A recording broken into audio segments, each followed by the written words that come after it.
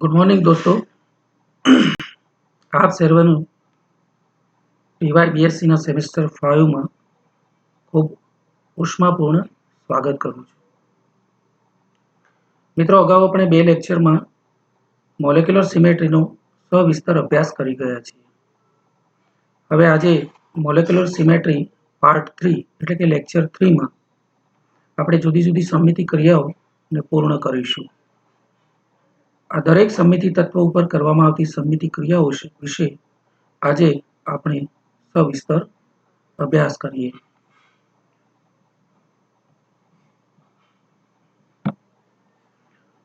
Molecular સિમેટ્રીમાં મિત્રો આપ જોઈ શકો છો કે થોડું રિપીટેશન કરી અને આગળ વધીએ તો સિમેટ્રીમાં વધુ સમજ પડશે, કારણ કે સિમેટ્રી એ આપણા ઇમેજિનેશન પાવર ઉપર આધારિત એક રસાયણશાસ્ત્ર છે।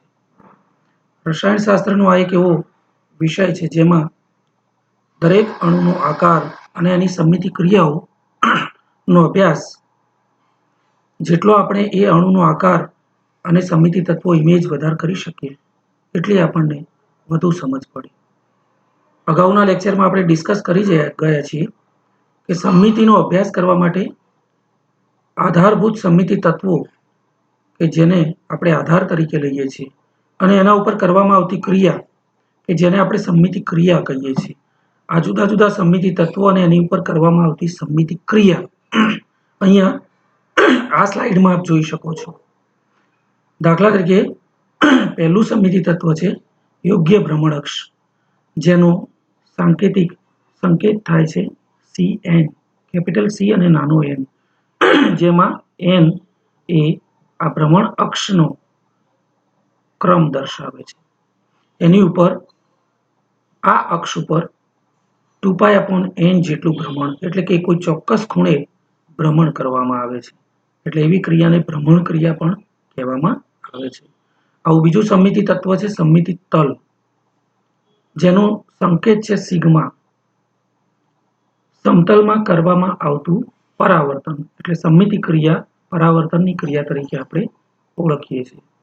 આવું ત્રીજું તત્વ સમમિતિ કેન્દ્ર, જેને આપણે I તરીકે ઓળખીએ છીએ। આ I સમમિતિ કેન્દ્ર I એનું બીજું નામ ઉત્ક્રમણ કેન્દ્ર અથવા વ્યસ્તીકરણ કેન્દ્ર પણ છે। આ વ્યસ્તીકરણ કેન્દ્ર ઉપર ઉત્ક્રમણ ક્રિયા કરવામાં આવે છે, એટલે કે કેન્દ્ર બિંદુમાંથી કરવામાં આવતું ઉત્ક્રમણ છે, એટલે આ ક્રિયાનું નામ ઉત્ક્રમણ ક્રિયા છે। આવું ચોથું સમમિતિ તત્વ છે અયોગ્ય ભ્રમણ અક્ષ SN। અગાઉના લેક્ચરમાં આપણે ડિસ્કસ કરી ગયા છીએ કે આને અયોગ્ય ભ્રમણ અક્ષ કહેવામાં આવે છે। મિત્રો, એટલા માટે અયોગ્ય ભ્રમણ અક્ષ છે કે આ અક્ષ આપણને કોઈ પણ અણુમાં સીધી દેખાતી નથી, પરંતુ કોઈ ચોક્કસ ખૂણે ભ્રમણ કરીએ અને ચોક્કસ ખૂણે ભ્રમણ કર્યા પછી એ ભ્રમણ અક્ષને લંબ તલમાં જો આપણે પરાવર્તન લઈએ ત્યારે આપણને સમતુલ્ય રચના આપે છે, એટલે એનું નામ છે અયોગ્ય ભ્રમણ અક્ષ SN। SN ઉપર આપણે 2π/n જેટલું ભ્રમણ અને એને લંબ સમતલમાંથી પરાવર્તન કરીએ એટલે અણુ સમતુલ્ય રચના પ્રાપ્ત કરે છે।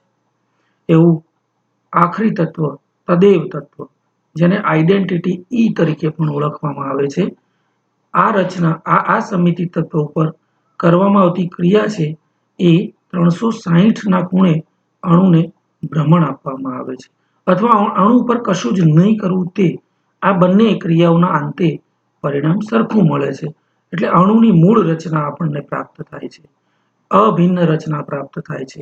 એટલે આવા સમમિતિ તત્વને આઇડેન્ટિટી અથવા તદેવ ક્રિયા તરીકે ઓળખવામાં આવે છે। આ થયો સમમિતિ તત્વો અને સમમિતિ ક્રિયાઓનો અભ્યાસ।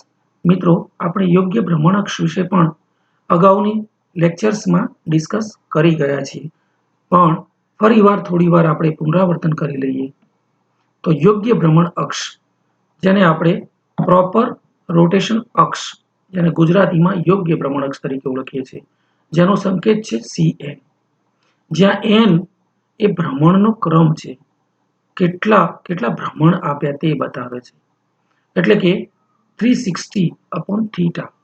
થીટા એટલે ખૂણો, જેટલા ખૂણા ઉપર ભ્રમણ આપ્યું છે એ ખૂણો 360 અને એ ખૂણા વડે ભાગીએ ત્યારે એનો ક્રમ મળે છે, અથવા 360 ને આ ક્રમ વડે જો ભાગીએ તો આપણને કેટલા ખૂણે ભ્રમણ કરવું એની માહિતી મળે છે. n બરાબર 2 જો 2 પ્રયત્નો કરવાથી અણુ મૂળ રચના પ્રાપ્ત કરતું હોય તો એવી સમમિતિ ક્રિયામાં, એવી ભ્રમણ ક્રિયામાં આપણે 180 અંશના ખૂણે ભ્રમણ કરીએ છીએ. જો આપણને 3 પ્રયત્નોના અંતે મૂળ રચના પ્રાપ્ત થતી હોય તો તે ક્રિયા 120ના ખૂણા ઉપર ભ્રમણ આપીને કરવામાં આવે છે. સિમિલરલી જો n બરાબર 4 હોય તો આપણે 90ના રોટેશન આપવા પડે છે. n બરાબર 6 દાખલા તરીકે બેન્ઝીનનો અણુ તો એમાં 60 અંશના ખૂણે ભ્રમણ આપવામાં આવે છે. અને n બરાબર ઇન્ફિનિટિવ અનંત અસંખ્ય આપણે ભ્રમણો આપી શકીએ છીએ અને અણુ સમાન રચના આપતો જાય છે. તો એમાં 1/∞ ડિગ્રી એટલે કે અણુને ગોળ ગોળ ઘુમાવવામાં આવે છે. અસંખ્ય ભ્રમણ કોઈ પણ ખૂણે રોટેશન આપીએ તો પણ અણુ સમતુલ્ય રચના આપે છે. એટલે એવી એ ભ્રમણ અક્ષને આપણે સી ઇન્ફિનિટિવ તરીકે ઓળખીએ છીએ. મિત્રો, આ બધી ભ્રમણ ક્રિયાઓ પ્રોપર રોટેશન અક્ષિસ એટલે કે યોગ્ય ભ્રમણ અક્ષ ઉપર કરવામાં આવે છે, CN ઉપર. પણ આપ જાણો છો, અગાઉના લેક્ચરમાં પણ મેં ચર્ચા કરેલી જ છે કે અણુમાં એક અથવા એક કરતાં વધુ ભ્રમણ અક્ષો પણ હાજર હોઈ શકે. તો આ ઘણી બધી ભ્રમણ અક્ષો હોય ત્યારે મુખ્ય ભ્રમણ અક્ષ, પ્રિન્સિપલ રોટેશન અક્ષિસ, એને જ કહેવામાં આવે છે કે જે યોગ્ય ભ્રમણ અક્ષો પૈકી જે ભ્રમણ અક્ષનો ક્રમ એટલે કે n ની કિંમત સૌથી મોટી હોય તો એવી ભ્રમણ અક્ષને મુખ્ય ભ્રમણ અક્ષ તરીકે ઓળખવામાં આવે છે. હવે આપણે એક પછી એક ભ્રમણ અક્ષોનો અભ્યાસ ઉદાહરણ દ્વારા જોઈએ. તો અહીંયા પાણીનો અણુ H2O બતાવેલો છે. એની ઉપર 120 અંશના ખૂણે, કારણ કે મને સમતુલ્ય રચના ત્યારે જ મળે મિત્રો જ્યારે હું આ અક્ષ ઉપર, આ Z અક્ષ મેં પસંદ કરી છે જેને હું ભ્રમણ અક્ષ તરીકે ઓળખું, તો આ ભ્રમણ અક્ષ ઉપર હું અણુને એવા કોઈ ખૂણે ભ્રમણ આપું જેથી મને સમતુલ્ય રચના એટલે એના જેવી જ રચના. તો આ હાઇડ્રોજન અહીંયા આવે ને આ હાઇડ્રોજન અહીંયા આવે ત્યારે મને જે રચના મળશે એને હું સમતુલ્ય રચના કહીશ. તો આવી રચના જો મારે પ્રાપ્ત કરવી હોય તો આ અક્ષ ઉપર મારે 180 અંશના ખૂણે ભ્રમણ આપવું જ પડે. એટલે જો હું એક વખત ભ્રમણ આપીશ તો મને આવી રચના પ્રાપ્ત થશે. હાઇડ્રોજન 1 અહીંયા આવશે, હાઇડ્રોજન 2 અહીંયા આવશે. આ ફિગરમાં આપ જોઈ શકો છો. તો આ 180ના ખૂણે મેં ભ્રમણ આપ્યું આ અક્ષ ઉપર ત્યારે મને આ રચના મળી. ફરીવાર જ્યારે હું 180ના ખૂણે અણુને ભ્રમણ આપું છું ત્યારે મને મૂળ બંધારણના જેવી એટલે કે ઓરિજિનલ રચના મળે છે. મતલબ 2 પ્રયત્નો મેં કર્યા એટલે મને મૂળ રચના પ્રાપ્ત થઈ. એટલે 360/2 એટલે 180 અંશના ખૂણે મારે ભ્રમણ આપવું પડ્યું. મૂળ રચના માટે જો મારે 180ના 2 ભ્રમણ આપવા પડે તો એવી ભ્રમણ અક્ષને હું C2 ધરી તરીકે ઓળખીશ. C2 ભ્રમણ અક્ષ તરીકે ઓળખીશ. એટલે અહીંયા n બરાબર 2 થાય છે. આપ જોઈ શકો છો C21 ના અંતે 180નું ભ્રમણ આપ્યું અને C22 એટલે બીજો પ્રયત્ન મેં જ્યારે કર્યો ત્યારે મને 360 આ જ અણુ ઉપર જો હું 360 અંશનું ભ્રમણ આપું તો મને સીધી આ રચના મળે છે એટલે કે તદેવ E મળે છે. તો આ E રચના પ્રાપ્ત કરવા માટે મારે 2 પ્રયત્નો કરવા પડ્યા એટલે એક સમતુલ્ય રચના અને બીજી મૂળ રચના. આ રીતે આપણે આઈડેન્ટિટી E એટલે કે મૂળ બંધારણ પ્રાપ્ત કરી શકીએ છીએ. તો આવી અક્ષને હું C2 અક્ષ તરીકે ઓળખું છું. આવી જ C3 અક્ષ. C3 અક્ષ મિત્રો આપ જોઈ શકો છો અહીંયા પ્લેનર એટમ છે, ત્રિકોણીય સમતલ અથવા સમતલીય ત્રિકોણ નો આકાર ધરાવતો અણુ મેં બતાવેલું છે. તો સમતલ ત્રિકોણ જો મારે બતાવવું હોય તો આપ આમાં પણ જોઈ શકો છો. આ પ્રકારે આ સમતલ ત્રિકોણનો અણુ છે. તો આમાં આ ધરી જે છે એને હું C3 ધરી તરીકે પસંદ કરી શકું છું અને આ ધરી ઉપર હું અણુને 120 અંશના ખૂણે જો ભ્રમણ આપું તો આ હાઇડ્રોજન અહીંયા આવશે, આ હાઇડ્રોજન અહીં જશે, આ હાઇડ્રોજન અહીં જશે. મતલબ સમતુલ્ય રચના પ્રાપ્ત કરવા માટે મારે 120 આ ધરી ઉપર સમતલને લંબ અણુના સમતલની ઉપર અને નીચેથી પસાર થતી જે આ C3 અક્ષ જેને હું Z અક્ષ કહીશ એ ધરી ઉપર જો હું 120 અંશના ખૂણે ભ્રમણ આપીશ તો Cl1 જે છે એ અહીં દેખાશે, આ Cl2 છે અહીં દેખાશે અને Cl3 છે એ 1 નું સ્થાન લેશે. તો આ રચના મને આવી રીતે સમતુલ્ય રચના મળી. ક્યારે મળી? 120 અંશના ખૂણે મેં અણુને સમઘડી દિશામાં, મિત્રો ભ્રમણ બે રીતે આપી શકાય છે. ભ્રમણ સમઘડી દિશામાં એટલે કે ઘડિયાળના કાંટાની દિશામાં અને ઘડિયાળના કાંટાની વિરુદ્ધ દિશામાં. આપ કઈ પસંદ કરો છો એ આપની ઉપર ડિપેન્ડ છે. અહીંયા આપણે સમઘડી દિશામાં અણુને 120 નું ભ્રમણ આપ્યું છે એટલે આ Cl1 Cl2 નું સ્થાન લે છે, Cl2 Cl3 નું સ્થાન લે છે અને Cl3 Cl1 નું સ્થાન લે છે. હવે મિત્રો આપણે 120 અંશના ખૂણે બીજું ભ્રમણ આપીએ છીએ એટલે કે C3 કરીએ છીએ એટલે મેં કુલ 240 ડિગ્રીના ખૂણે ભ્રમણ કર્યું કહેવાય. જો હવે આની ઉપર હું 120 નું ભ્રમણ આપું અથવા આની ઉપર સીધું 240 અંશ ડિગ્રીનું હું ભ્રમણ આપું તો આ 1 છે એ અહીં આવશે, Cl2 છે 3 નું સ્થાન લેશે અને Cl3 1 નું સ્થાન લેશે એટલે આ રચના મળશે. મિત્રો આ રચના પણ મને મૂળ રચના જેવી, પણ મૂળ રચના નહીં, મૂળ રચના ઉપર અધ્યારોપિત કરી શકાય. આનાથી અભિન્ન એવી આ બે રચનાઓ મને મળી એટલે હું એ રચનાઓને સમતુલ્ય રચનાઓ કહીશ. અને ત્રીજો પ્રયત્ન જ્યારે હું 120 અંશનો કરીશ અથવા આ અણુ ઉપર હું એ 360 નું ભ્રમણ આપીશ અથવા આની ઉપર સમઘડી દિશામાં હું 3 પ્રયત્નો કરીશ 120 અંશના ખૂણે C3 ધરી ઉપર જો ભ્રમણ આપવાનો પ્રયત્ન કરીશ તો મને મૂળ રચના પ્રાપ્ત થાય છે.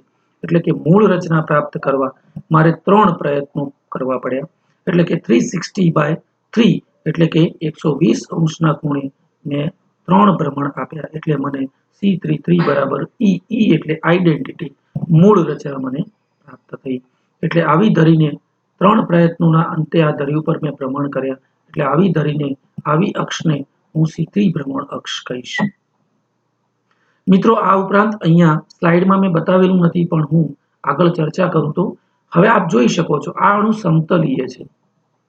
અહીંયા Z ધરી છે, અણુની ઉપર અને અણુની નીચેથી પસાર થાય છે જે ફક્ત વચ્ચેના PCl3 જો આપણે આને કહીએ તો ફક્ત ફોસ્ફરસમાંથી જ પસાર થાય છે જ્યારે Cl1 Cl2 અને Cl3 એક સમતલમાં છે, ફોસ્ફરસ વચ્ચે છે, કેન્દ્રીય પરમાણુ છે. એની ઉપર અને નીચે જો હું Z અક્ષને પસંદ કરું તો Z અક્ષમાંથી પસાર થાય છે એ C3 છે. પરંતુ આપ જોઈ શકો છો સમતલમાં જ Cl1 અને ફોસ્ફરસ આ બે પરમાણુમાંથી પસાર થતી જો હું ધરીની કલ્પના કરું તો એ પણ અક્ષ બને છે જેની ઉપર હું જો 120 અંશનું ભ્રમણ આપું. મેં આગળ ચર્ચા કરેલી છે એટલે અહીંયા સહેજ ઝડપથી જઈશ. જો આ ધરી ઉપર હું 120 અંશનું ભ્રમણ આપું, સોરી 180 અંશનું ભ્રમણ આપું તો આ Cl3 છે Cl2 નું સ્થાન લેશે, Cl2 છે Cl3 ની જગ્યાએ આવશે, Cl1 અને ફોસ્ફરસ ત્યાં જ રહેશે. They doesn't change their position. એટલે Cl3 અહીં આવશે, Cl2 અહીં આવશે પણ મને જે રચના મળશે નવી રચના એ સમતુલ્ય રચના મળવાની છે. એટલે અહીંયા આ ધરીને હું C2 ધરી કહીશ કારણ કે મેં 120 નું ભ્રમણ આપ્યું. એવું જ ફરીવાર જો હું ભ્રમણ આપું તો આ મૂળ રચના મને પ્રાપ્ત થશે એટલે આ ધરી જે છે એ C2 છે. એવી જ Cl2 અને ફોસ્ફરસમાંથી પસાર થતી આ રીતે પસાર થતી અણુના સમતલમાંથી જ પસાર થતી ધરી છે એટલે બીજી C2 છે અને Cl3 અને ફોસ્ફરસમાંથી પસાર થતી આ ત્રીજી C2 ધરી છે એટલે કે PCl3 BCl3 વગેરે જેવા અણુઓમાં 3 C2 અક્ષો પણ આવેલી છે. આ મુખ્ય એક C3 અક્ષ સાથે સાથે સમતલમાંથી પસાર થતી 3 C2 અક્ષો પણ પસાર થાય છે જે અણુને સમતુલ્ય રચના આપે છે. મિત્રો જોઈ શકીએ C3 ઉપર 120 નું ભ્રમણ કર્યું, C3 ઉપર મેં 2 ભ્રમણ કર્યા 240 નું, C3 ઉપર હું 3 ભ્રમણ કરું છું એટલે 360 જેટલું રોટેશન આપું છું એટલે 3 પ્રયત્નોના અંતે મને E રચના પ્રાપ્ત થાય છે. એટલે કે 2 રચના મને સમતુલ્ય રચના મળે છે અને એક રચના મને મૂળ રચના પ્રાપ્ત થાય છે. અહીંયા આપ જોઈ શકો છો મેં વાત કરી એ પ્રકારે આ એક C2 અક્ષ છે જે Cl અને B માંથી પસાર થાય છે. આ BCl3 નો અણુ બતાવેલો છે. એવી જ આ ધરીની વાત કરું તો Cl અને B માંથી પસાર થાય છે અને આ પણ Cl અને B માંથી પસાર થાય છે. આ ધરી ઉપર આ 3 ધરી એવી છે કે જેની ઉપર 180 અંશનું ભ્રમણ આપીએ તો Cl અને B ત્યાંના ત્યાં જ રહેશે. આ બંને Cl પોતાના સ્થાન બદલે છે. જો આ Cl ઉપર હું ભ્રમણ આપું તો આ બંને Cl પોતપોતાના સ્થાન બદલે છે અને આ Cl ઉપર હું ભ્રમણ કરું તો આ બંને સ્થાન બદલે છે. એટલે કે 3 C2 ધરીઓ છે અને 1 C3 ધરી છે. એટલે કે અહીંયા E 1 C3 અને 3 C2 જેટલી ભ્રમણ અક્ષો આવેલી છે. હવે C4 અક્ષની વાત કરું તો PtCl4 સમતલીય અણુ છે. PtCl4 દાખલા તરીકે આ મારા હાથમાં જે મોડેલ છે એ PtCl4 નું છે. મિત્રો આપ જોઈ શકો છો, જો આ PtCl4 ઉપર આ રીતે હું તમને બતાવું તો આ PtCl4 જો હું આ ધરી પસંદ કરું, આ ધરી એટલે કે અક્ષની આ અણુનું સમતલ છે, સમતલીય ચોરસ પ્રકારનો આ PtCl4 નો અણુ છે, જે મેં આકૃતિમાં પણ બતાવેલો છે.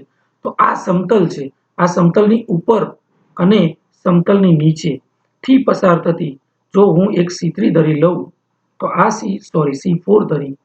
કેમ હું C4 કહું છું? કારણ કે મારે જો 90 અંશના ખૂણે ભ્રમણ આપું તો આ Cl1 will come here, Cl2 will come here, Cl3 will come here, Cl4 will come here. આવો બીજો પ્રયત્ન કરીશ, ત્રીજો પ્રયત્ન કરીશ અને ચોથો પ્રયત્ન કરીશ. 4 પ્રયત્નો કરીશ ત્યારે અણુ મને મૂળ રચના આપવાનો છે. એટલે કે આ અણુનું સમતલ છે અને એ સમતલની ઉપર અને નીચેથી ફક્ત પ્લેટિનમમાંથી જ પસાર થતી એક અક્ષ જો હું પસંદ કરું તો Cl1 જે છે અહીં આવશે, Cl2 અહીં આવશે, Cl3 અહીં આવશે અને Cl4 અહીં આવશે. એટલે આપ જોઈ શકો છો આ સમતુલ્ય રચના પ્રાપ્ત કરવા માટે મારે 90 અંશના ખૂણે ભ્રમણ આપવું પડ્યું. એટલે કે જો આને હું C4 કહું, કારણ કે 360 ભાગ્યા 90 અંશના ખૂણે ભ્રમણ આપું તો જ આ Cl1 અહીંયા આવે છે. એટલે કે મારે 90 અંશના ખૂણે ભ્રમણ કરવું જોઈએ. અને જો હું 90 અંશના ખૂણે ભ્રમણ કરું તો 360 ભાગ્યા 90 એટલે કે 4 પ્રયત્નો મારે કરવા પડે. એટલે આ અક્ષને ફક્ત પીટીમાંથી જ પસાર થતી અક્ષ જે છે એને હું C4 અક્ષ કહીશ. અને એ C4 અક્ષ ઉપર હું પહેલો પ્રયત્ન 90 અંશના ખૂણે ભ્રમણ આપીશ તો C4 1 છે. એટલે મને નવી રચના આવી મળશે. આ રચનામાં આપ જોઈ શકો છો Cl1 છે Cl2 ની જગ્યાએ આવેલો છે, Cl2 છે એ Cl3 ની જગ્યાએ આવેલો છે, Cl3 Cl4 ની જગ્યાએ આવેલો છે. મિત્રો હું બીજું ભ્રમણ લઈશ, ફરીવાર 90 અંશનું ભ્રમણ આપીશ એટલે કે કુલ મેં 180 ના ભ્રમણ આપ્યા કહેવાય. તો C4 2 એટલે કે C4 ધરી ઉપર જો હું 2 ભ્રમણ આપીશ તો મને આવી રચના મળશે. C4 3 ભ્રમણ આપીશું, C4 3 કરીશ એટલે કે 90 અંશના ખૂણે હું ત્રીજું ભ્રમણ આપીશ અને કુલ 270 અંશના ખૂણે ભ્રમણ આપીશ તો મને આવી રચના મળશે. અને છેલ્લે જો હું 90 અંશના ખૂણે ચોથું ભ્રમણ આપીશ C4 4 એટલે કે 360 અંશના ખૂણે હું ભ્રમણ આપીશ તો અણુ મૂળ બંધારણ પ્રાપ્ત કરે છે. એટલે મને આઈડેન્ટિટી E એટલે કે મૂળ બંધારણ પ્રાપ્ત થાય છે. આમ PtCl4 ના અણુમાં મૂળ બંધારણ પ્રાપ્ત કરવા માટે મારે 4 પ્રયત્નો કરવા પડ્યા. એટલે કે આ પીટીમાંથી જ પસાર થતી અને અણુના સમતલને લંબ એવી અક્ષને હું C4 અક્ષ તરીકે ઓળખું છું. આપ જોઈ શકો છો C4 1 પ્રયત્ન મેં 90 અંશના ખૂણે કર્યો, C4 2 90 ના 2 ભ્રમણ આપ્યા એટલે કે કુલ 180 અંશના ખૂણે ભ્રમણ આપ્યા, C4 3 90 ના મેં 3 ભ્રમણ આપ્યા એટલે કુલ 270 ના ભ્રમણ આપ્યા અને 90 અંશના ખૂણે મેં 4 ભ્રમણ આપ્યા એટલે કુલ 360 અંશના ખૂણે, જે મને સમતુલ્ય રચના આપે છે. મિત્રો અહીંયા C4 2 90 ના 2 ભ્રમણ આપ્યા એટલે કે કુલ મેં 180 અંશના ખૂણે ભ્રમણ આપ્યું ત્યારે મને C2 1 રચના પણ મળે છે. હું ફરીવાર એ સ્લાઇડને બતાવવાનો પ્રયત્ન કરું છું.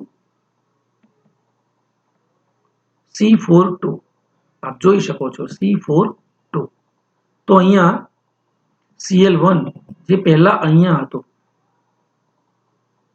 હવે અહીં આવ્યો છે.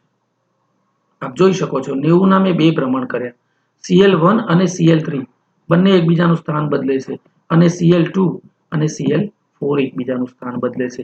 એનો મતલબ એ થયો કે PT Cl1 અને Cl3 માંથી પસાર થતી ધરી અને સમતલમાંથી જ પસાર થતી ધરી.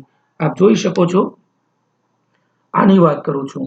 જો હું આને PT કહું પ્લેટિનમ અને આને Cl1 કહું Cl2 કહું તો Cl1 પ્લેટિનમ અને Cl3 આમાંથી પસાર થતી ધરી જે અણુના સમતલમાં જ છે, C4 જે છે એ સમતલને લંબ છે, જ્યારે આ ધરી છે એ ધરી ઉપર જો હું 120 અંશનું ભ્રમણ આપું તો પણ અણુ મૂળ રચના પ્રાપ્ત કરે છે, જેમાં Cl1 Pt અને Cl3 જે પોતાનું સ્થાન બદલતા નથી ત્યાંના ત્યાં જ રહે છે. તમે જોઈ શકો છો ત્યાંના ત્યાં જ છે. Cl1 Pt અને Cl3 ત્યાંના ત્યાં જ છે, પણ Cl2 અને 4 પોતાનું સ્થાન બદલે છે, પણ મને નવી રચના જે પ્રાપ્ત થાય છે એ રચના મૂળ બંધારણ ઉપર અધ્યારોપિત કરી શકાય તેવી જ, એટલે કે સમતુલ્ય રચના મળે છે. એક વખત હું 180 નું ભ્રમણ આપું એટલે Cl2 Cl4 ની જગ્યાએ જાય છે, Cl4 Cl2 ની જગ્યાએ આવે છે, અને ફરીવાર જ્યારે હું ભ્રમણ આપીશ ત્યારે ફરીવાર અણુ મૂળ બંધારણ પ્રાપ્ત કરે છે, એટલે કે Cl1 Pt અને Cl2 સમતલમાંથી જ પસાર થતી 180 ખૂણે ભ્રમણ આપતી એક અક્ષ જેને હું C2 પર બે ભ્રમણ આપું 1 અને 2 તો અણુ મૂળ બંધારણ પ્રાપ્ત કરે છે, એટલે એને હું C2 અક્ષ તરીકે પણ ઓળખું છું. એવી જ બીજી C2 ધરી છે જે Cl2 Cl Pt અને Cl4 માંથી પસાર થાય છે, જેની ઉપર જો હું અણુને ભ્રમણ આપીશ તો એ પણ એક પ્રયત્ન અને બીજા પ્રયત્ને મૂળ બંધારણ આપે છે, એટલે કે Cl2 Pt અને Cl4 એમાંથી પસાર થતી બીજી C2 ધરી છે. આ બંને C2 ધરીઓ અણુના સમતલમાં જ આવેલી છે. આવી ત્રીજી C2 ધરી પણ અહીંયા દેખાતી નથી પણ છે, આપ કલ્પના કરી શકો છો મિત્રો. અહીંયા ફક્ત Pt માંથી પસાર થતી આ ધરીની હું વાત કરું છું. આ ધરી ઉપર જો હું 180 નું ભ્રમણ આપું તો Cl4 અને Cl1 અહીંયા આવશે, Cl1 અને Cl4 આ બંનેનું સ્થાન લેશે અને Cl2 અને Cl3 આ બંનેનું સ્થાન લેશે, પરંતુ એમ કરવાથી મને જે નવી રચના મળશે એ પણ સમતુલ્ય રચના જ આપે છે. એટલે એવી એક આ C2 અને બીજી આ C2, બે C2 આ છે, એટલે કુલ 4 C2 અક્ષો અહીંયા આવેલી છે. એક, આ બીજી, આ ત્રીજી અને ફક્ત Pt માંથી પસાર થતી બે, એટલે 4 C2 અક્ષો પણ મને સમતુલ્ય રચનાઓ આપે છે. એટલે અહીંયા લખ્યું છે કે C4 180 નો ખૂણો થયો એટલે C21 ક્રિયા જો હું એક વખત કરું તો પણ મારે 180 નું ભ્રમણ આપવું પડે છે, જેના અંતે પણ મને સમતુલ્ય રચના અને બીજી વાર C2 કરીશ તો મને મૂળ રચના પ્રાપ્ત થાય છે. આપ જોઈ શકો છો એક C2 ફક્ત Pt માંથી પસાર થાય છે, બીજી C2 ફક્ત Pt માંથી પસાર થાય છે, Cl Pt Cl માંથી, Cl Pt Cl માંથી.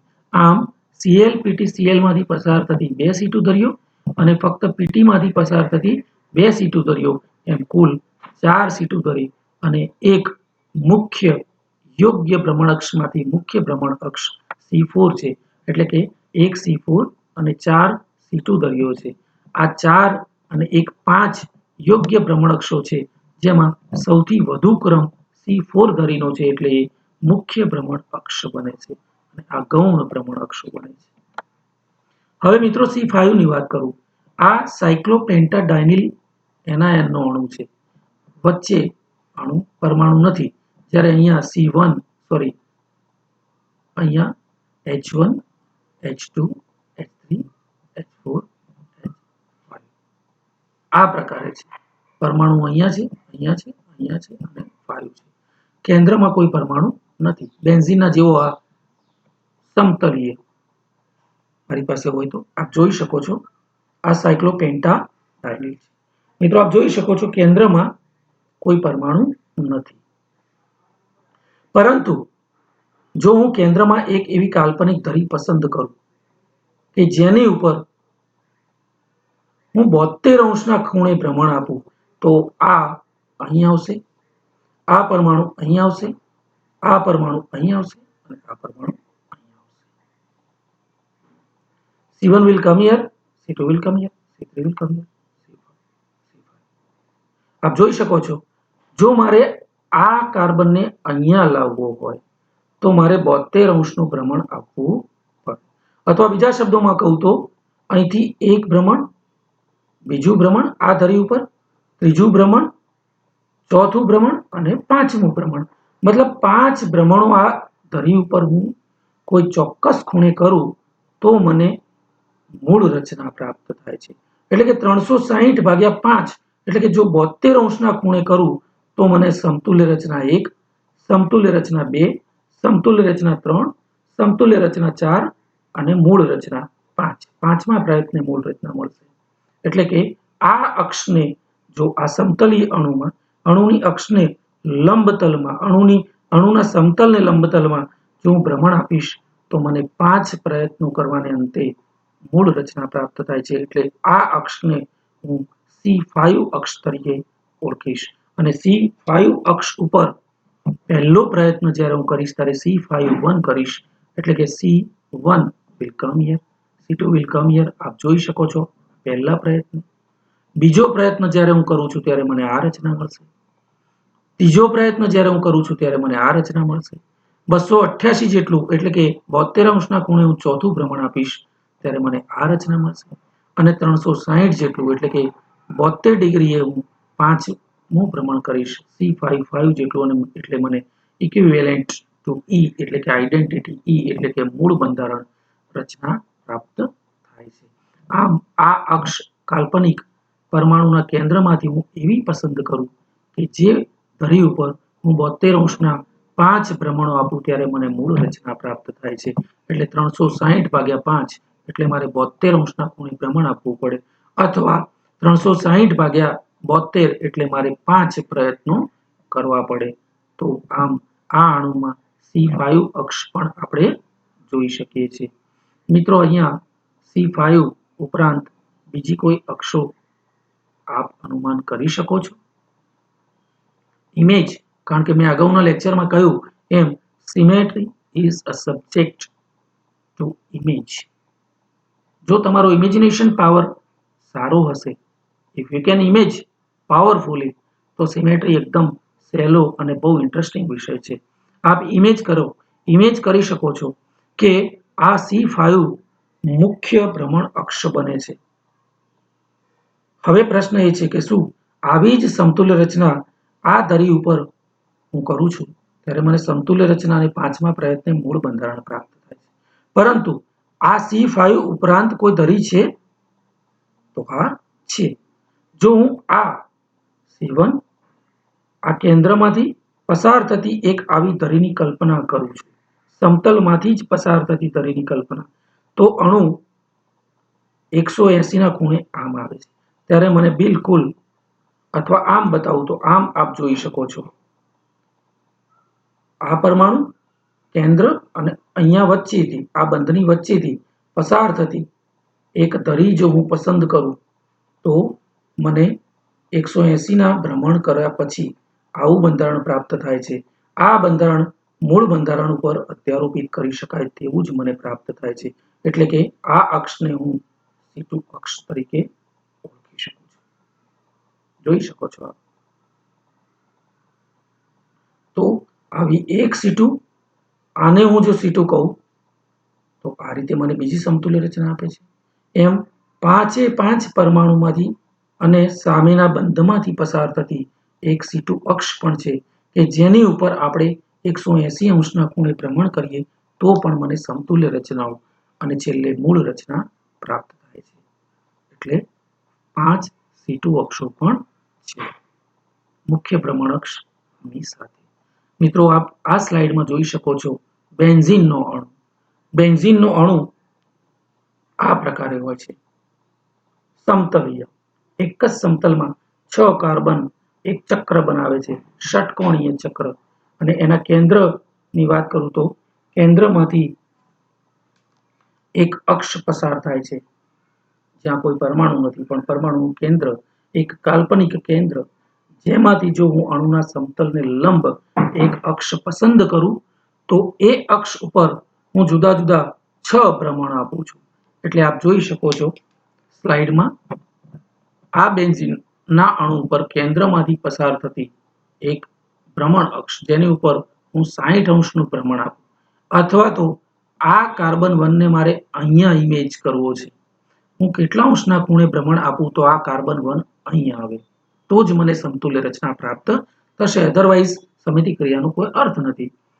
સમિતિ ક્રિયાની વ્યાખ્યા જ આપણને બતાવે છે કે કોઈ ક્રિયા કર્યા પછી અણુ સમતુલ્ય રચના પ્રાપ્ત કરે તો જ એને સમિતિ ક્રિયા તરીકે આપણે ઓળખીએ છીએ. એટલે આ કાર્બન 1 2 નું સ્થાન ત્યારે જ લેશે જ્યારે મારે એવા ખૂણા ઉપર ભ્રમણ આપવું પડે કે જે મને સમતુલ્ય રચના આપે. એટલે 360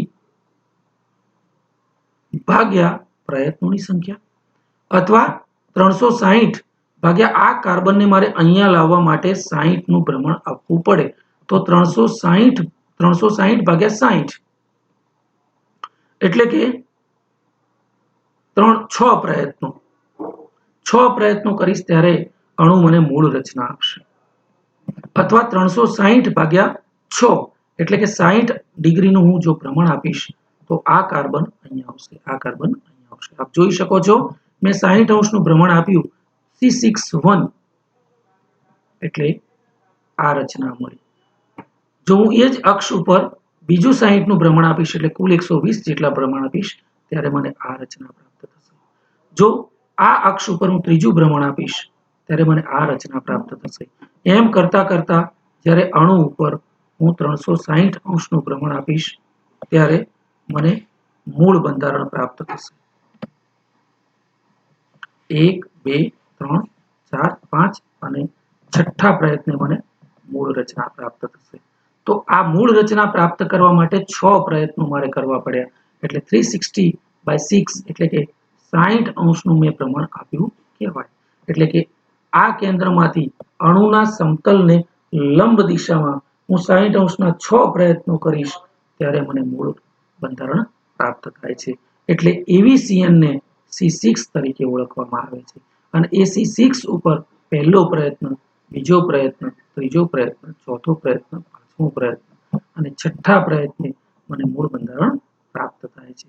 અહીં મિત્રો બીજી એક વાત કહી દઉં કે આ C6 એ સૌથી ઊંચા ક્રમની છે એટલે એને હું ભ્રમણઅક્ષો પૈકી મુખ્ય ભ્રમણઅક્ષ તરીકે ઓળખાવીશ. આ C6 ઉપરાંત આપ જોઈ શકો છો મેં 60 અંશનું ભ્રમણ આપ્યું, 120 અંશનું ભ્રમણ આપ્યું અને અહીંયા 180 અંશનું ભ્રમણ આપ્યું ત્યારે મને આ બંધારણ પ્રાપ્ત થયું. જો હું આ અણુ ઉપર સીધે સીધું 180 અંશનું ભ્રમણ આપું એટલે કે આપ જોઈ શકો છો આ કાર્બન 1 અહીંયા, કાર્બન 2 5મા નંબરના સ્થાને, કાર્બન 3 છઠ્ઠા નંબરના સ્થાને મને મળે છે. ક્યારે મળે છે? જ્યારે હું અહીંયા 6 અને 5 કાર્બન 5 અને 6 ની વચ્ચેથી પસાર થતી એક ધરી, અણુના સમતલમાંથી પસાર થતી એક ધરી અહીંથી કેન્દ્રમાંથી અને અહીંથી સામસામી બાજુથી પસાર થતી એક ધરીની જો હું કલ્પના કરું છું તો મને 180 અંશના ખૂણે અણુ સમતુલ્ય રચના આપે છે.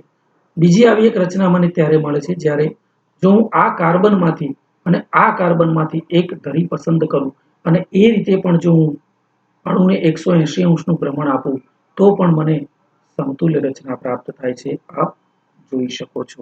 તો આવી બે પ્રકારની C2 અક્ષો પણ અહીંયા છે જેની ઉપર પણ હું અણુને 180 અંશના ખૂણે ભ્રમણ કરું તો પણ મને સમતુલ્ય રચના મળે છે.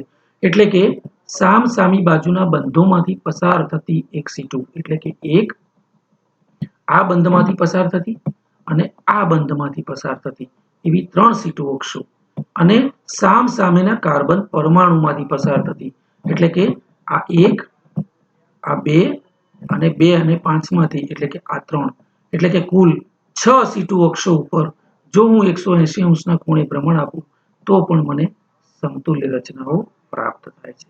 કારણ કે 1 અને 4 જો આ કાર્બન 1 અને 4 માંથી પસાર થતી ધરી ઉપર પણ જો હું ભ્રમણ આપું તો કાર્બન 2 અને કાર્બન 3 મને અહીંયા મળે છે જ્યારે 6 અને કાર્બન 5 મને 2 અને 3 ના સ્થાને મળે છે. એટલે સમતુલ્ય રચના પ્રાપ્ત થાય છે. તો મિત્રો બેન્ઝીનના અણુમાં મુખ્ય ભ્રમણ અક્ષ C6 જેની ઉપર હું 60 અંશના 6 ભ્રમણ આપું છું ત્યારે મને મૂળ બંધારણ પ્રાપ્ત થાય છે. એવી જ રીતે આ 6 C2 ધરીઓ ઉપર પણ જો હું 180 અંશના ખૂણે ભ્રમણ આપું તો મને સમતુલ્ય રચનાઓ પ્રાપ્ત થાય છે. તો આ થઈ जुदा जुदा अणुओ पर भ्रमण अक्ष पर करवामां आवती भ्रमण क्रियानी वात थई। हवे छेल्ली भ्रमण क्रिया जेने आपणे सी इन्फिनिटिव तरीके ओळखीए छीए। मित्रों, सी इन्फिनिटिव इन्फिनिटिव मतलब अनंत, कोई संख्या ज नथी, अनंत वखत आप भ्रमण आपी शको छो। जो हूँ उदाहरण आपू तो मारी पासे एक अणु छे, आ छे, आप स्लाइड में जोई शको छो। आ CO2 नो अणु छे, वच्चे केंद्र स्थाने अहींया परमाणु छे, अहींया केंद्र में कोई परमाणु नथी, HCl। आ AB प्रकार मतलब अहींया जुदो परमाणु छे ने अहींया जुदो। दाखला के NO कार्बन मोनोक्साइड, CO, तो आ बधा AB प्रकारना लिनियर मोलेक्युल छे, रेखीय परमाणुओ छे, जेना केंद्रमा कोई परमाणु नथी, ए पण रेखीय छे। ज्यारे अहींया CO2 प्रकारना वच्चे कार्बन परमाणु छे, आजुबाजु बंने ऑक्सिजन परमाणु छे અને પરમાણુ રેખીય છે, એટલે કે AB2 પ્રકારના કેન્દ્ર સ્થાને A પ્રકારનો અને આજુબાજુ B પ્રકારના AB2 પ્રકારના રેખીય અણુઓ અને AB પ્રકારના રેખીય અણુઓ અહીંયા કેન્દ્રમાં પરમાણુ આવેલો છે। તો આવા રેખીય પરમાણુઓ જે છે એમાં C ઇન્ફિનિટિવ અક્ષ છે। મિત્રો આપ જોઈ શકો છો, આ ધરી જો હું પસંદ કરું અને આ ધરી પસંદ કરું, આ ધરી પસંદ કરું અને હું 180 નું ભ્રમણ આપું તો આ ઓક્સિજન અહીં આવશે અને આ ઓક્સિજન અહીં આવશે અને ફરીવાર હું પ્રયત્ન કરીશ તો અણુ મૂળ બંધારણ પ્રાપ્ત કરે છે। તો આ એક C2 અક્ષ હું કહીશ એને। પરંતુ મિત્રો જો આ ધરી હું પસંદ કરું અને એની ઉપર હું 1 અંશ 2 અંશ 3 અંશ 4 અંશ એમ 360 અને 1 અને 2 ની વચ્ચેના અસંખ્ય ભ્રમણો હું આપતો જ જઈશ તો અણુ સમતુલ્ય રચના જ પ્રાપ્ત કરે છે, મૂળ બંધારણના જેવી જ। એટલે અહીંયા આ અક્ષ ઉપર ભ્રમણની સંખ્યા કોઈ નિશ્ચિત નથી, એટલે કે infinite number of rotations are there, અનંત પ્રમાણમાં આપ રોટેશન આપી શકો છો। એટલે આવી અક્ષને સી ઇન્ફિનિટિવ અક્ષ તરીકે ઓળખવામાં આવે છે।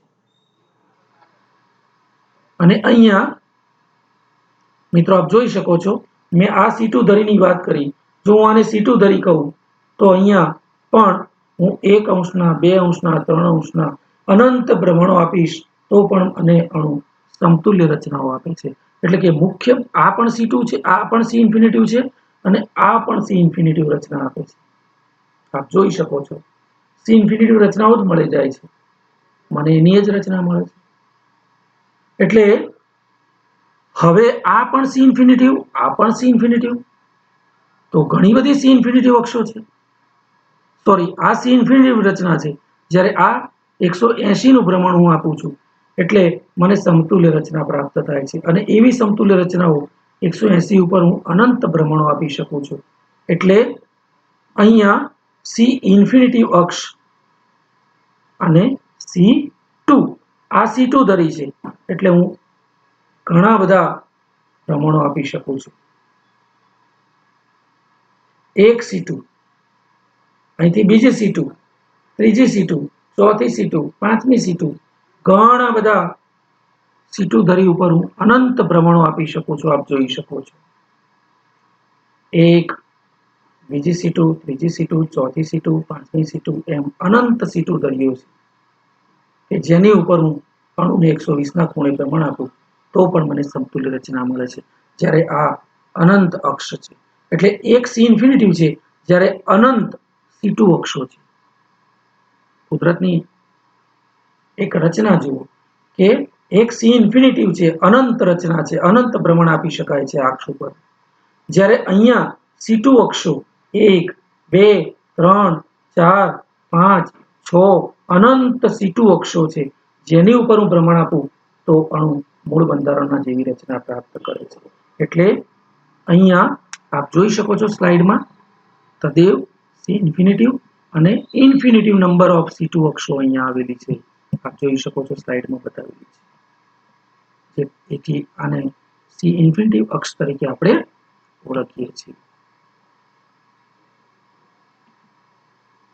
મિત્રો આ સમચતુષ્ફલકીય મિથેનનો અણુ મેં આપને બતાવેલું છે, જેને એક જો એક એક એક ચોરસ પેટીમાં આપણે કલ્પના કરીએ, ઘન પેટીમાં, તો એના આ ફલક ઉપર, ઉપરના ફલક ઉપર જો હું અહીંયા હાઇડ્રોજન મૂકું, અહીંયા હાઇડ્રોજન મૂકું અને આ બંને ખૂણા ઉપર કોઈ પરમાણુ નથી આવેલું.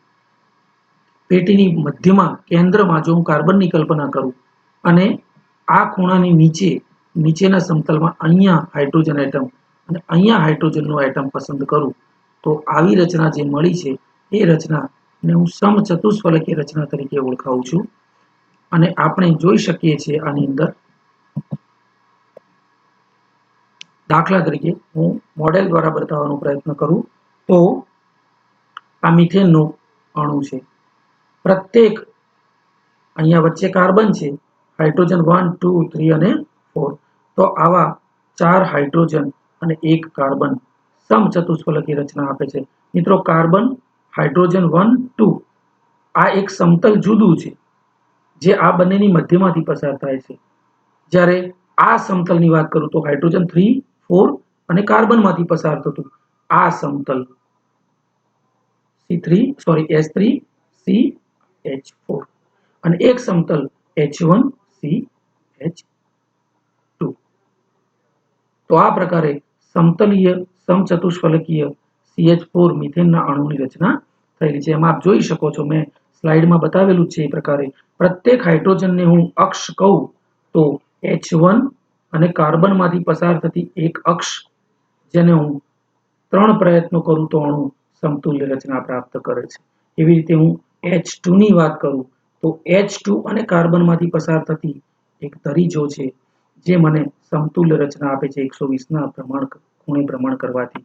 એટલે પ્રત્યેક 4 હાઇડ્રોજન જો ધરી બને કાર્બન અને પ્રત્યેક હાઇડ્રોજન, તો એવી અહીંયા 4 C3 અક્ષો આપણે જોઈ શકીએ છીએ, પ્રત્યેક કાર્બન અને હાઇડ્રોજનમાંથી પસાર થતી.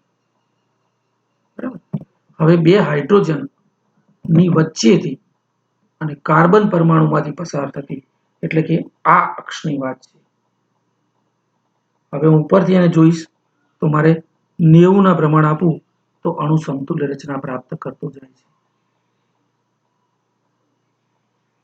એટલે હું 90ના 2 એટલે કે 180° ખૂણે પ્રમાણ આપીશ, ત્યારે મને આ હાઇડ્રોજન અહીંયા મળશે, આ હાઇડ્રોજન અહીંયા મળશે.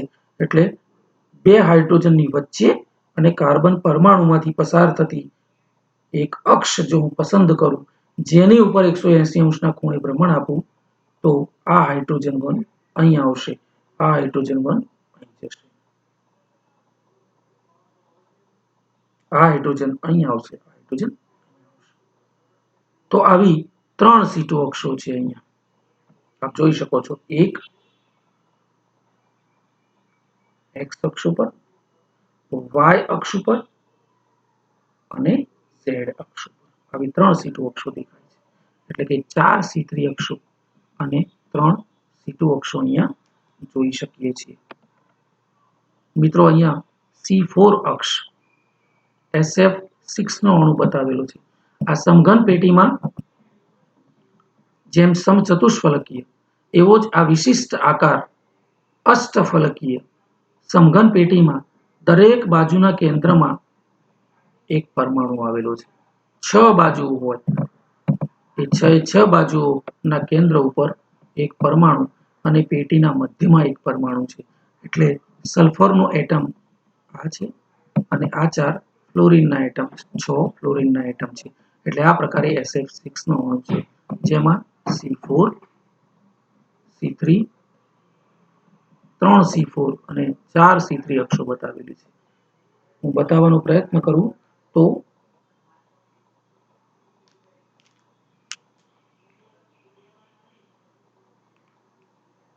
આપ જોઈ શકો છો,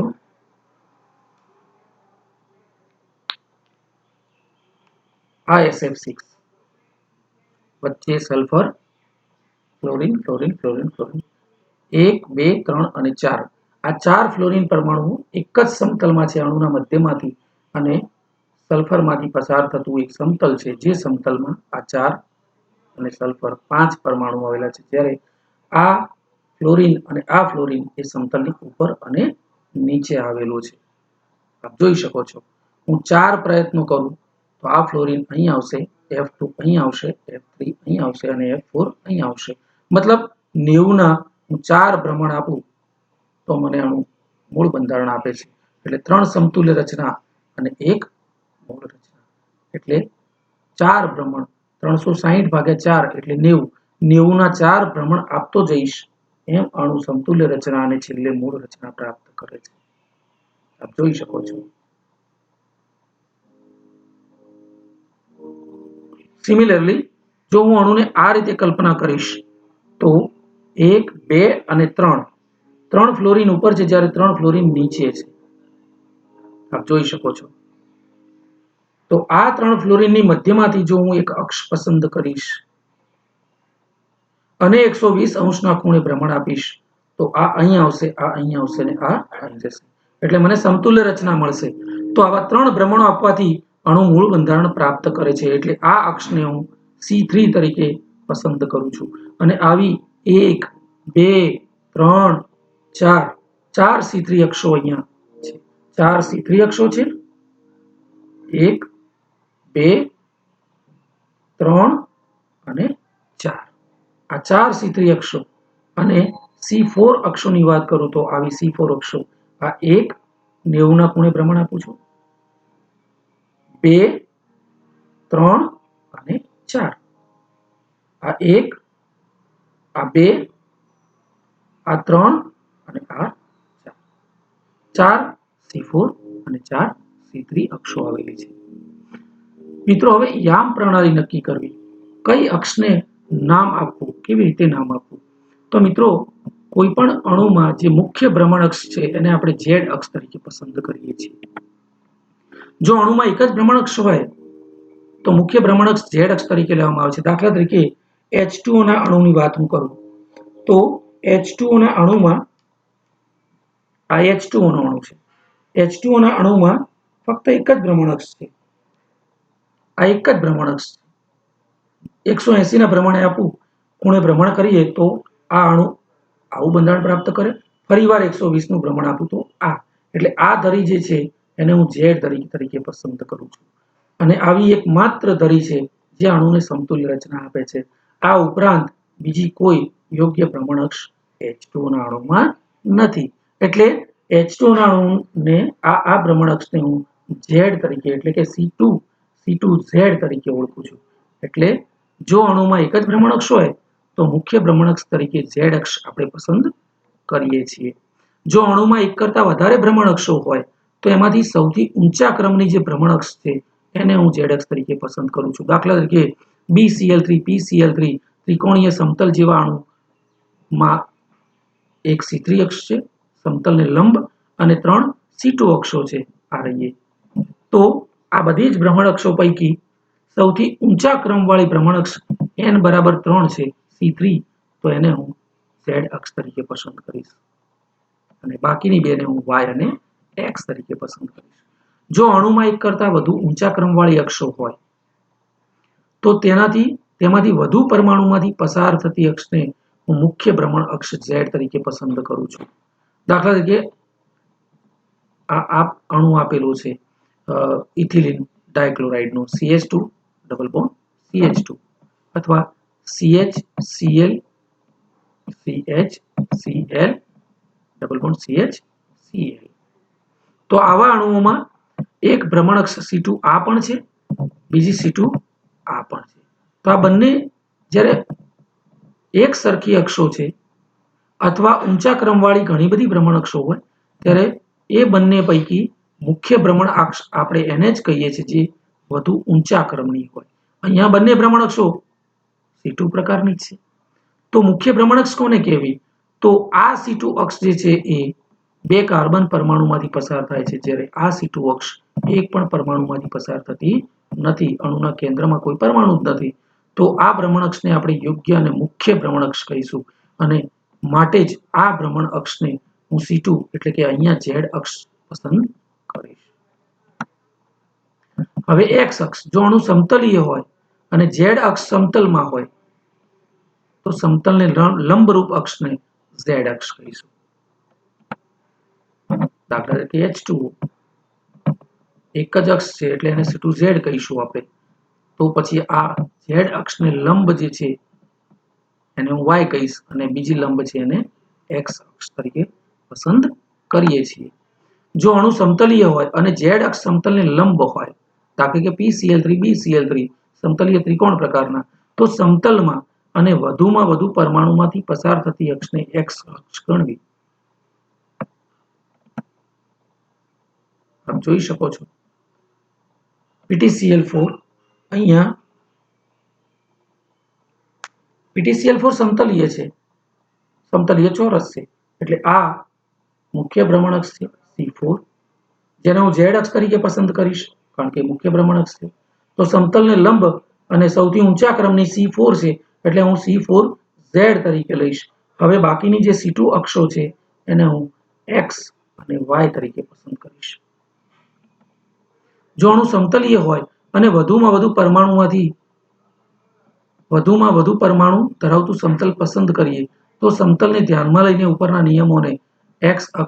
નિયમોના આધારે X અક્ષ નક્કી કરવામાં આવે છે. દાખલા તરીકે આ સમતલ છે PTCl4 નું 4 હાઇડ્રોજન Cl અને 1 પ્લેટિનમ એમાંથી પસાર થતું એક સમતલ જે છે એ સમતલને લંબ દિશામાં C4 અક્ષ છે એટલે કે Z અક્ષ છે.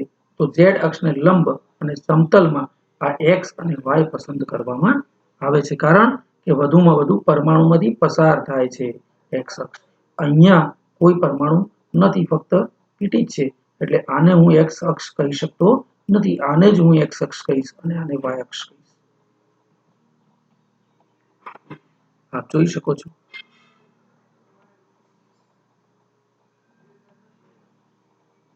મિત્રો. હવે સમમિતિ સમતલની વાત કરીએ. અણુના બે સરખા ભાગ કરતો એક કાલ્પનિક સમતલ અણુનું એવી રીતે વિભાજન કરે છે કે જેથી તલની એક તરફનો ભાગ બીજી તરફના ભાગનું આરસી પ્રતિબિંબ બને છે. આ આરસી તલ વિશેની સંપૂર્ણ માહિતી આપણે અગાઉના લેક્ચરમાં જોઈ ચૂક્યા છીએ એટલે આને હું થોડી ઝડપથી પસાર કરીશ. આપ જોઈ શકો છો અહીંયા આ ધરી ઉપર અહીંયા મેં સમતલ મૂક્યું તો પરાવર્તન લેતા મને H2 નું પ્રતિબિંબ અહીંયા મળે છે અને H1 નું અહીંયા મળે છે એટલે મને સમતુલ્ય રચના મળે છે. અને ફરીવાર અહીંયા હું પરાવર્તન લઈશ આ ધરી આ સમતલ ઉપર તો મને મૂળ બંધારણ પ્રાપ્ત થાય છે. તો આવા સમતલોના પ્રકારો જે છે એ 3 પ્રકારો છે, જેમાંનું એક પ્રકાર સમક્ષિતિજ સમતલ હોરિઝોન્ટલ પ્લેન તરીકે ઓળખીએ છીએ, જેનો સંકેત છે સિગ્મા H, એને આપણે સિગ્મા H તરીકે ઓળખીએ છીએ. બીજું એક આરસી તલ છે જેને આપણે ઉર્ધ્વ સમમિતિ તલ કહીએ છીએ, વર્ટિકલ સિમેટ્રી પ્લેન, જેને સિગ્મા V તરીકે ઓળખવામાં આવે છે. H2O ના અણુની વાત કરું તો H2O ના અણુમાં આ પ્રકારે C2 અક્ષમાંથી પસાર થતું Z અક્ષ છે, આ એક Z અક્ષ છે અને આ X છે એટલે X અને Z માંથી પસાર થતું ઉર્ધ્વ સમમિતિ સમતલ જેને હું સિગ્મા V કહું છું. એવું જ Z અક્ષમાંથી પસાર થતું અને આ Y ધરી છે એટલે Y ધરીમાંથી પસાર થતું સિગ્મા YZ જે પણ ઉર્ધ્વ સમમિતિ સમતલ સિગ્મા V2 છે, જેને હું સિગ્મા YZ કહું છું, સિગ્મા XZ કહું છું. અને ત્રીજું સમમિતિ સમતલ છે સિગ્મા D, જેને સિગ્મા D થી ઓળખવામાં આવે છે, જેનું નામ છે વિકર્ણીય સમમિતિ સમતલ. એટલા માટે સિગ્મા D કે એ ડાયહેડ્રલ છે. દાખલા તરીકે PTCl4, તો PTCl4 માં અણુમાંથી પસાર થતું આ તલ ફક્ત પ્લેટિનમમાંથી જ અને Z અક્ષમાંથી પસાર થાય છે. આપ જોઈ શકો છો જે અણુના બે સરખા ભાગ, આ ભાગનું પ્રતિબિંબ અહીં આપે છે, આ ભાગનું પ્રતિબિંબ અહીં આપે છે. તો આ સમતલને હું સિગ્મા D કહું છું અને બીજું સિગ્મા D આ છે. જ્યારે આ સિગ્મા V છે અને બીજું સિગ્મા V છે, જે આનું પ્રતિબિંબ અહીં આપશે, આનું પ્રતિબિંબ અહીં આપશે. તો આવા 3 પ્રકારના સમમિતિ સમતલો sigma H horizontal plane, sigma D વિકર્ણીય સમતલ, સિગ્મા V ઉર્ધ્વ સમમિતિ સમતલ, આવા 3 સમમિતિ સમતલો જેને આપણે આણ્વીય સમતલ પણ કહીએ છીએ અને સિમેટ્રિક પ્લેન સમમિતિ તલ તરીકે પણ ઓળખીએ છીએ. એને આરસી તલ પણ કહેવાય છે. મિરર પ્લેન તરીકે પણ આપણે ઓળખીએ છીએ. આકૃતિમાં આપ જોઈ શકો છો H2 ના અણુમાં સિગ્મા V. PCl3 BCl3 જેવા અણુઓમાં સિગ્મા V અને ચારે ચાર પરમાણુમાંથી સમક્ષિતિજ સમતલ પસાર થતું હોય એને આપણે સિગ્મા H કહીએ છીએ. એટલે એક સમક્ષિતિજ સમતલ સિગ્મા H છે, જ્યારે 3 ઉર્ધ્વ સમમિતિ સમતલો સિગ્મા V છે.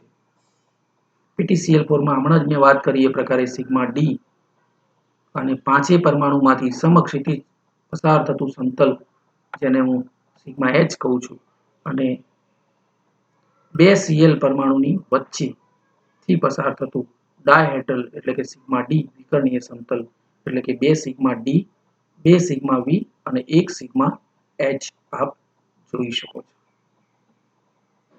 બેન્ઝીનના અણુમાં પણ બેન્ઝીન સમતલીય છે એટલે 6 આખા ષટકોણમાંથી પસાર થતું એક સમક્ષિતિજ સમતલ સિગ્મા H. મિત્રો સિગ્મા H હંમેશા એક જ હોય, જો હોય તો, કારણ કે સમક્ષિતિજ સમતલ છે. બધા જ પરમાણુમાંથી લગભગ પસાર થતું હોય છે એટલે સમક્ષિતિજ સમતલ સિગ્મા H એક જ હોઈ શકે જો હોય તો, પણ સિગ્મા V ઘણા બધા હોઈ શકે અને સિગ્મા D પણ ઘણા બધા એક કરતું વધુ હોઈ શકે. મિથેનમાં જોઈ શકો છો સિગ્મા D અને સિગ્મા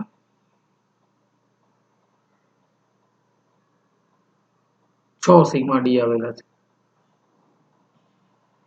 SF6 સલ્ફર અને 4 સમતલીય ફ્લોરિનના પરમાણુઓ છે એમાંથી પસાર થતું સિગ્મા H બતાવેલું છે અને 6 સિગ્મા V આવેલા છે. મિત્રો આવું જ એક બીજું સમમિતિ તત્વ જેને આપણે સમમિતિ કેન્દ્ર તરીકે ઓળખીએ છીએ એની પણ અગાઉના લેક્ચરમાં આપણે ખૂબ ઊંડાણપૂર્વક ચર્ચા કરી ગયા છીએ. એટલે અહીંયા વધુ સમય નહીં લેતા હું આપને સ્લાઇડ બતાવું છું. સમમિતિ કેન્દ્ર અણુમાં આવેલું એક એવું બિંદુ છે જેમાંથી પસાર થતી રેખા ઉપર બંને બાજુએ સમાન અંતરે સમાન પરમાણુ આવેલા હોય છે. એટલે કે અણુમાં સમમિતિ કેન્દ્ર વધુમાં વધુ એક જ હોય છે. સમમિતિ કેન્દ્ર એ એક બિંદુ છે જેના ઉપર વધુમાં વધુ એક જ પરમાણુ હોઈ શકે. તેથી સમમિતિ કેન્દ્ર ધરાવતા અણુમાં વધુમાં વધુ એક જ પરમાણુ એકી સંખ્યામાં હોઈ શકે. આપ જોઈ શકો છો સેન્ટર SF6 નો અણુ છે જેમાં સલ્ફર પોતે જ એક કેન્દ્ર એવું છે કે જેની આજુબાજુ સરખા અંતરે સરખા પરમાણુ આવેલા છે. એટલે એ સામસામેના પરમાણુનું ઉત્ક્રમણ બીજાની જગ્યા લે છે અને મળતું નવું પ્રતિબિંબ આપણને સમતુલ્ય રચના આપે છે. H2O2 હાઇડ્રોજન પેરોક્સાઇડ જેવા અણુમાં આપ જોઈ શકો છો સમમિતિ કેન્દ્ર I ની સામસામી બાજુએ આ I જ્યાં કોઈ પરમાણુ નથી એક એવું કાલ્પનિક કેન્દ્ર જેની આજુબાજુ સરખા અંતરે સામસામી બાજુએ સમાન હાઇડ્રોજન પરમાણુ આવેલા છે. એટલે આ હાઇડ્રોજન 1 નું ઉત્ક્રમણ અહીંયા થાય છે જ્યારે 1 નું ઉત્ક્રમણ 2 નું ઉત્ક્રમણ 1 નું સ્થાન લે છે અને ફરીવાર ઉત્ક્રમણ ક્રિયા કરવાથી અણુ મૂળ રચના પ્રાપ્ત કરે છે. PTCl4 માં PT પોતે જ એક એવું કેન્દ્ર છે જેની સામસામી બાજુએ સરખા અંતરે Cl ના પરમાણુઓ આવેલા છે. મિત્રો અહીંયા જોઈ શકો છો PTCl4 માં જો એક Cl નું વિસ્થાપન Br વડે કરવામાં આવે તો હવે જે સમમિતિ કેન્દ્ર હતું એ સમમિતિ કેન્દ્ર નષ્ટ થાય છે. જ્યારે હવે આ Br ની સામે આ અણુમાં ફરીવાર આ Cl નું વિસ્થાપન કરી અને બીજો બ્રોમિનનો પરમાણુ અહીંયા એટેચ કરવામાં આવે તો હવે પાછું સમમિતિ કેન્દ્ર અહીંયા પ્રાપ્ત થાય છે. આપ જોઈ શકો છો. તો આવું આ trans Br2Cl2 PT Br2Cl2 trans અને જો આ બંને Br પરમાણુ એક જ બાજુ હોય અને બંને ક્લોરીન પરમાણુ એક બાજુ હોય તો સીસ રચના કહેવાય. સીસ PT Br2Cl2 જેમાં પાછું સમમિતિ કેન્દ્ર નષ્ટ થાય છે. મેં હમણાં અગાઉ વાત કરી હતી એ પ્રકારે CH2 ડબલ બોન્ડ CH2 ઇથિલિનનો અણુ છે જેમાં બંધના કેન્દ્ર સ્થાને એક સમમિતિ કેન્દ્ર આની કલ્પના કરવામાં આવેલી છે. એમાં પણ ક્રમશઃ જો Cl નું વિસ્થાપન કરવામાં આવે તો સમમિતિ કેન્દ્ર નષ્ટ થાય છે. આ trans ethylene dichloride CHCl double bond CHCl જેમાં ટ્રાન્સ પોઝિશનમાં Cl સામસામે છે, હાઇડ્રોજન સામસામે છે એટલે અહીંયા સમમિતિ કેન્દ્ર પાછું ઉત્પન્ન થાય છે. જ્યારે સીસ CHCl ડબલ બોન્ડ CHCl જેમાં ફરી પાછું સમિતિ કેન્દ્ર નષ્ટ થાય છે. હવે મિત્રો અયોગ્ય ભ્રમણક્ષની પણ આપણે ઘણી બધી ચર્ચા અગાઉના લેક્ચર્સમાં કરી ગયા છીએ. અક્ષ ઉપર 2π/n 360/n જેટલું ભ્રમણ અને પછી એને જે અક્ષ ઉપર ભ્રમણ કર્યું છે એ અક્ષને લંબ તલમાં જો પરાવર્તન લઈએ તો આપણને સમતુલ્ય રચના પ્રાપ્ત થાય છે. એટલે કે અયોગ્ય ભ્રમણક્ષ બે સમિતિ ક્રિયાઓનું સંયુગ્મન છે. બીજા શબ્દોમાં કહું તો અયોગ્ય ભ્રમણક્ષને આપણે SN તરીકે ઓળખીએ છીએ. એટલે કે SN is equal to CN into sigma. CN એટલે કે યોગ્ય ભ્રમણક્ષ ઉપર યોગ્ય ખૂણે ભ્રમણ કરવું અને એ અક્ષને લંબ તલમાં પરાવર્તન લેવું. એટલે SN is equal to CN into sigma. આમ બે ક્રિયાઓ કરવાથી જોઈ શકો છો અણુને રોટેટ કરવામાં આવે, પછી રિફ્લેક્શન, રોટેટ અને રિફ્લેક્શન. જોઈ શકો છો મિત્રો આ CH3 ઇથેન છે, C2H6 નો અણુ આ ઇક્લિપ્સ પ્રકારનો છે. આપ જોઈ શકો છો કાર્બનની નીચે કાર્બન છે, હાઇડ્રોજનની નીચે હાઇડ્રોજન છે, આ હાઇડ્રોજનની નીચે હાઇડ્રોજન છે અને આ હાઇડ્રોજનની નીચે દરેક પરમાણુ એકબીજાનું પ્રતિબિંબ બને છે. હવે જો એની ઉપર 180-120 નું ભ્રમણ કરવામાં આવે તો H1 will come here, H2 will come here. એટલે કે આપણને આવું એક રચના મળે છે જે રચના સમતુલ્ય રચના છે. હવે આને ભ્રમણ 120 ના ખૂણે આપ્યું એટલે કે C3 મેં કર્યું ત્યારે મને આવી રચના મળી. હવે આ રચનામાં જે ધરી ઉપર મેં ભ્રમણ કર્યું હતું એ ધરીના લંબ તલમાં જો હું પરાવર્તન લઈશ એટલે કે ઉપરના કાર્બન CH3 નું પ્રતિબિંબ નીચે મળવાનું છે મને, એટલે કે આ પ્રકારે મળવાનું છે. પણ મળતી આ નવી રચના મૂળ રચના ઉપર અધ્યારોપિત કરી શકાય તેવી છે. એટલે આ રચના મને સમતુલ્ય રચના આપે છે અને 120 ના ખૂણે ભ્રમણ કર્યું છે એટલે એને હું C3 અક્ષ એટલે કે અયોગ્ય S3, કારણ કે અયોગ્ય ભ્રમણક્ષનો સંકેત SN છે એટલે અને ક્રમ 3 છે એટલે હું S3 અક્ષ તરીકે ઓળખું છું. અને એક પ્રયત્ન ભ્રમણ અને પરાવર્તન આ એક પ્રયત્ન થયો, આ બંને ક્રિયાઓ થઈ એટલે એક જ પ્રયત્ન થયો ત્યારે આ રચના મળી અને એ રચના સમતુલ્ય છે એટલે એને હું S3 તરીકે ઓળખું છું.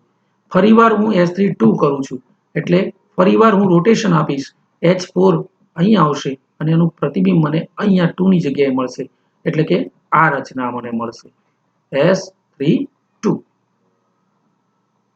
આપ જોઈ શકો છો એવા 4 પ્રયત્નો મેં S3 કર્યા.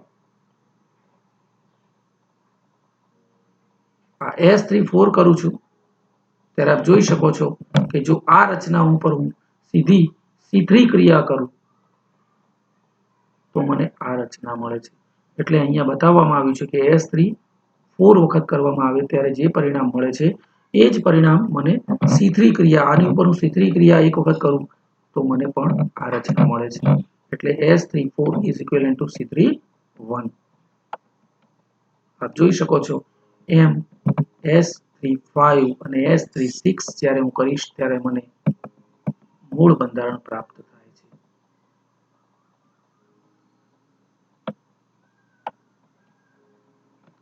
મિથેનના અણુમાં અયોગ્ય ભ્રમણક્ષ SN બતાવેલી છે. મિત્રો જોઈ શકો છો આપ. હું મિથેનનો અણુ તમને બતાવું, થોડો પ્રયત્ન આપણે આ પ્રકારે પણ કરીએ. જો મિત્રો અહીંયા આ પ્રકારે બતાવેલી છે ફિગર, સ્લાઇડમાં જોશો તો carbon H1 H2 H3 H4 આપ અનુમાન કરી શકો છો. હવે મુખ્ય ભ્રમણક્ષ C4 છે. આ ધરી ઉપર C4 જો હું ભ્રમણ કરીશ તો મને ઉપરથી હું જોઈશ તો અણુ 1 2 3 4 હાઇડ્રોજન મને આ પ્રકારે દેખાશે. આપ જોઈ શકો છો 1 2 આ પ્રકારે.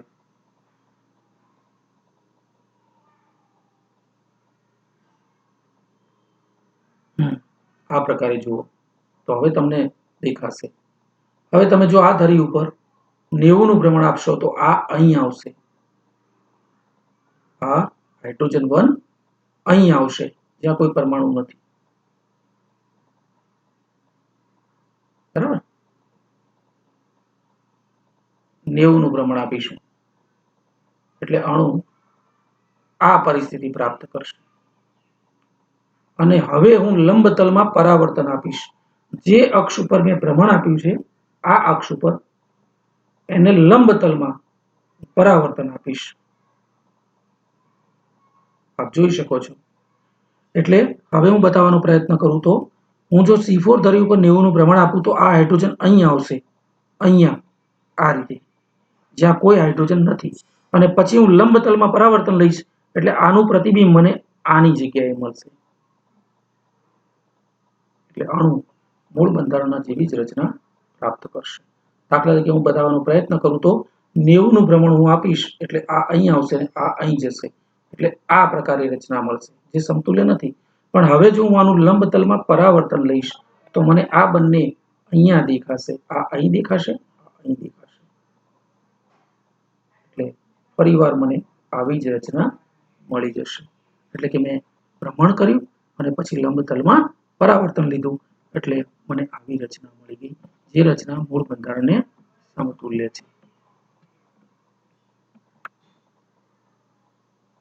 મિથેનના અણુમાં જ્યારે આવી અયોગ્ય ભ્રમણકક્ષ સમતુલ્ય રચના આપતી હોય ત્યારે એવી ભ્રમણકક્ષને S4 તરીકે ઓળખવામાં આવે છે.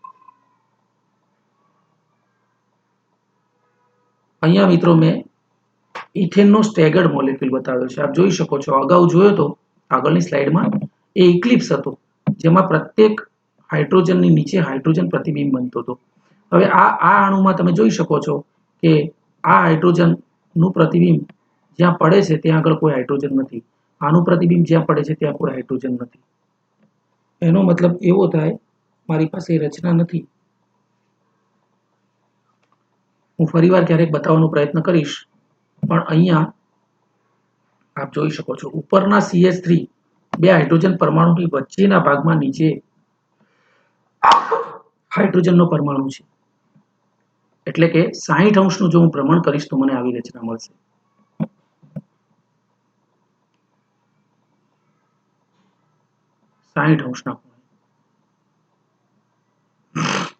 અને હવે એ લંબતલમાં હું પરાવર્તન લઈશ તો મને આવી રચના મળશે. આ રચના જો આ રચના અને આ રચના સમતુલ્ય નથી. જ્યારે આ રચના ભ્રમણ અને પરાવર્તન કર્યા પછીની જે રચના છે એ મૂળ બંધારણને સમતુલ્ય છે. એટલે આને હું S61 S6 એટલા માટે કહું છું કે 60 નું ભ્રમણ આપવું પડ્યું મારે, એટલે આને S6 અને એક પ્રયત્ન કર્યો એટલે 1. તો આવું S61 S62 કરીશ એટલે દાખલા તરીકે S6. હવે આની ઉપર અયોગ્ય કરવા માટે મારે 120 નું ભ્રમણ આપવું પડશે. 120 નું ભ્રમણ આપીશ, સોરી 60 અંશનું ભ્રમણ આપવું પડશે. 60 નું ભ્રમણ આપીશું એટલે H4 અહીંયા આવશે વચ્ચેના ભાગમાં. આ હાઇડ્રોજન અહીંયા વચ્ચેના ભાગમાં આવશે એટલે H4 વચ્ચેના ભાગમાં આવશે અને H5 અહીંયા આવશે થોડું 60 અંશના ખૂણે. અને પછી પ્રતિબિંબ લઈશું તો મને આ પ્રકારે સોરી પછી લંબતલમાં હું પરાવર્તન લઈશ એટલે આ બંનેનું પ્રતિબિંબ મને આ પ્રકારે S3 S63. જો મિત્રો અહીંયા મેં બતાવ્યું છે S63 equivalent two I. I એટલે સમિતિ કેન્દ્ર છે, ઉત્ક્રમણ ક્રિયા છે. એટલે S63 ક્રિયા કરવાથી આની ઉપર S61 S62 અને S63 કર્યા પછી આ રચના મને મળી. આ જ રચના જો હું સીધા મૂળ બંધારણ ઉપર I ક્રિયા કરું તો પણ મને મળે છે. એટલે મેં બતાવ્યું છે S63 is equal to I. Similarly S64 વખત કરવાથી મને આ પાંચમું સ્ટ્રક્ચર મળે છે. છઠ્ઠી વખત કરવાથી મને આ રચના મળે છે. એનો મતલબ S66 6 વખત કરવાથી મને મૂળ બંધારણ પ્રાપ્ત થાય છે. એટલે S61 S62 S63 S64 S65 અને S66 ત્યારે મને મૂળ બંધારણ પ્રાપ્ત થાય છે.